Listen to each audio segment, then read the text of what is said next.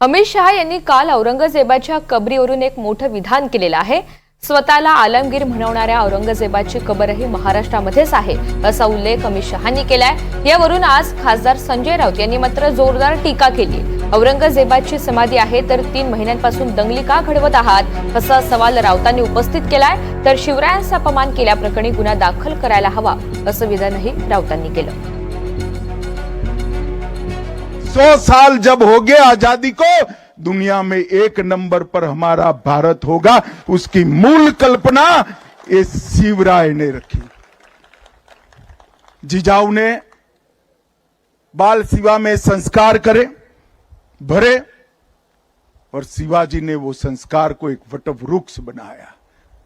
और उसके बाद धर्मवीर संभाजी महाराज, महारानी ताराबाई, धनोजी, संतोजी, शिवाजी के बाद औरंगजेब जब तक जिंदा रहा उसके सामने लड़ते रहे, जूझते रहे, यहां तक कि अपने आप को आलमगीर कहने वाला व्यक्ति महाराष्ट्र में पराजित होकर यही उसकी समाधि बनी। बरं का हिंदुत्ववाद्यांना, नकली हिंदुत्ववाद्यांना औरंगजेबाच्या थडग्याला देशाच्या गृहमंत्र्यांनी काल रायगडावरून छत्रपतींच्या साक्षीनं समाधीचा दर्जा दिला।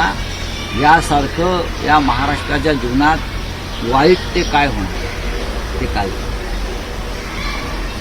समाधीच्या मग पिक्क हाणामाऱ्या दंगली का घडवली?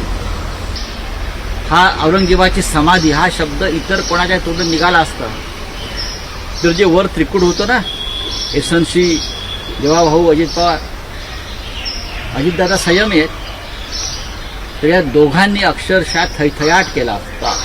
कसं हिंदुत्वाचा कडेलोट झाला, अमुक झाला, तमुक झाला, औरंगजेबाचं कसं उदात्तीकरण करतायत, समाधी म्हणतायत, हे दोघे आघाडीवर असतात।